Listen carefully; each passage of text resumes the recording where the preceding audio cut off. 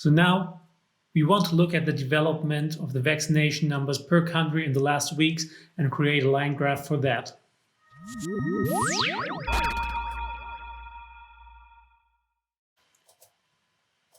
Let's look at the example file for the line graph tutorial. So on the axis now we can already see what we want to achieve in the end, because I've already prepared that. So on our axis we want the weeks of the vaccination data, and then on the y-axis we have the percentage of people vaccinated with their first dose. So we mainly have to look at what happens in our CSV and with the data of that now. There's a lot of the same things, but there's some added to it. So we've still extracted the target group, the countries, and the first dose, but we also are going to extract the week now.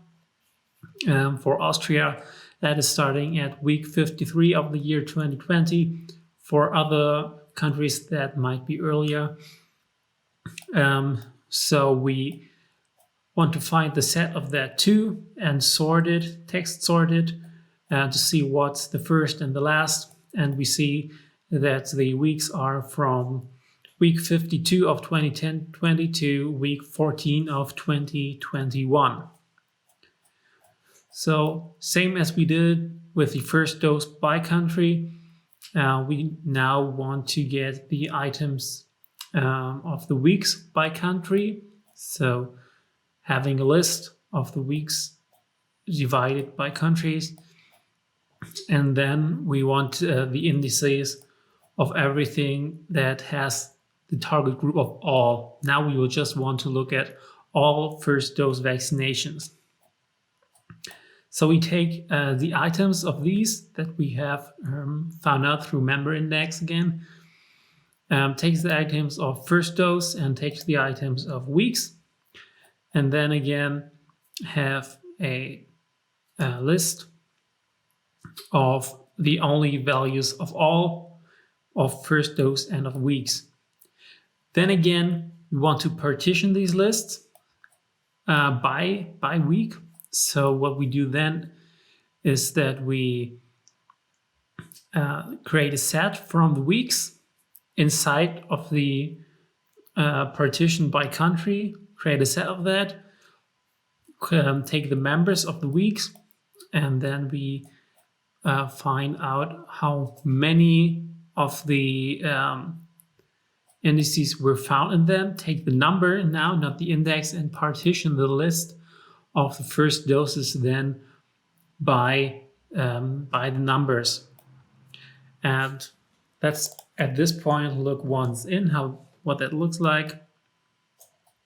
We now have the list. Some of them are empty. We see here Austria had in their first week, week 52, no vaccinations. It just starts at 53, so that list is empty. And we have 3 values because we have the 3 vaccines. That's why we have to do this whole partitioning thing. It's not just 1 value for all, it's 3 values for all. And then we can mass add these up.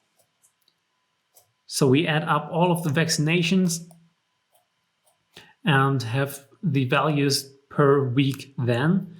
Simplify the list, replace our nulls, because in the following steps we cannot deal with nulls very well.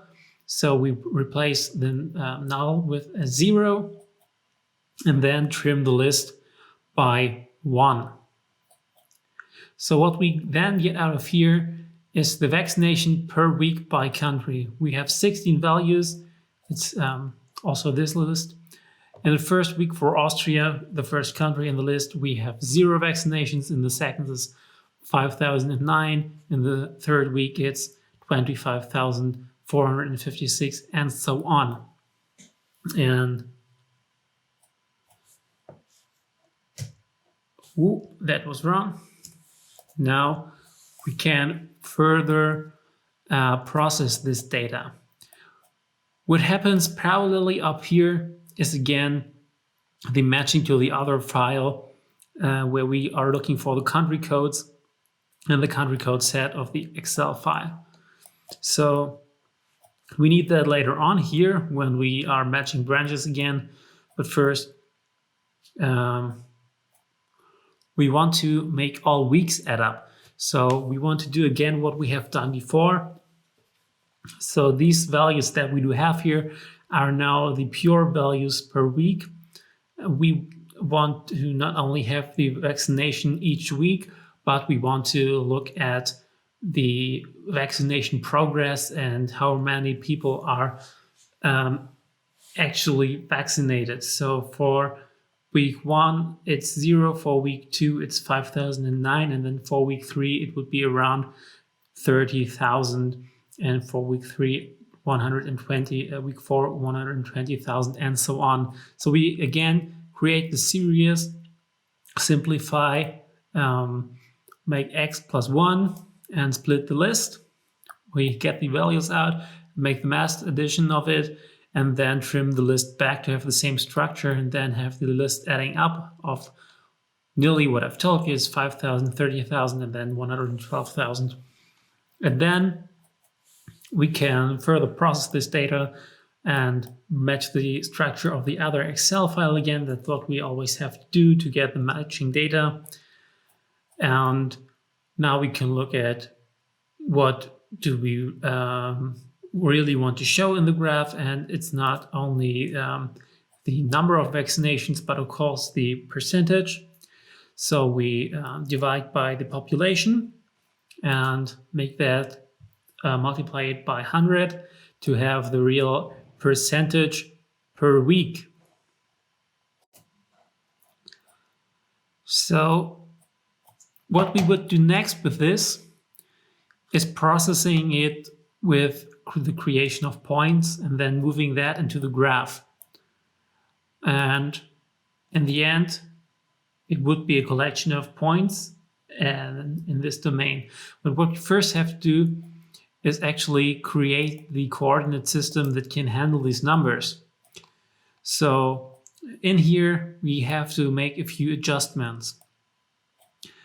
We first take our numbers and the percentages and feed it into the Y values because we want to see the vaccination percentage on the Y axis. And then on the X values, we want to have the weeks. And we have to make a little workaround here. So we have the indices of the week. We have the titles of the weeks, the set. And we have to make a few placeholders for them because what we have here now is text, and the clusters that are handling the creation of the axes can only handle numbers. And for that, we are just creating a placeholder series of the length of the text, which is 16. Create a series starting at 1, starting at 0, step width 1. So the series would be 0 to 15, and put that into the X values.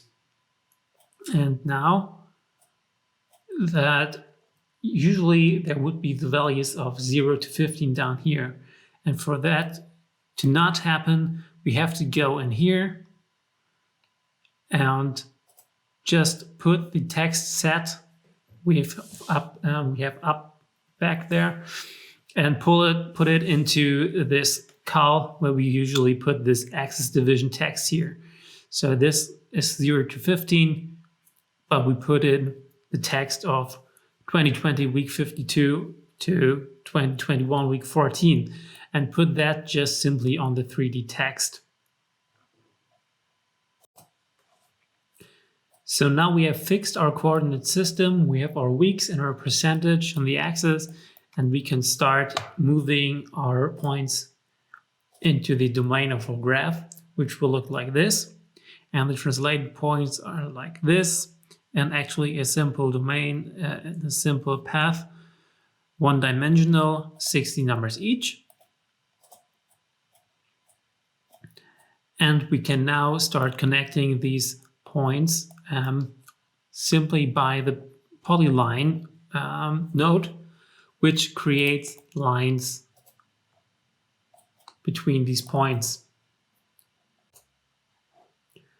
What we furthermore do, because we already see that we have no idea which country is which, is that we are creating a country code tag, and we get our country codes from back and look at the all of the items of the points and the length of that, and then we want to have the last of these points and move them by the maximum width of 4. We don't want to move them all by the same length to see, because we already know that they would be a lot in the same place. So we create a series of X movement and then move the last points a little to the right, create a line towards that. And we can look at these lines. They are just some extensions to the lines to the right. And we can then join these curves. They are one now. And then we can put these lines into the color and the attributes of these and look what the preview is looking like. And it's all of these lines in rainbow colors. They are looking different already, but to see what they really are, we now just have to add the text. Of course, we have the country code already, and put that in our all too well-known 3D text cluster, which now shows us the country text here. We see FI for Finland has the highest vaccination quote of Europe with around 37.5%. There's a large group here with France and Sweden, and Germany is somewhere down here. And there's obviously a mistake going on in the Netherlands, or let me say in the graph of the Netherlands, because this cannot be right. And that is then the point when you should go and maybe check your data manually. And as I have done that, we can see that just the Netherlands don't have any data for the vaccination in this structure. That was an easy one. So now let's look at the creation of a histogram.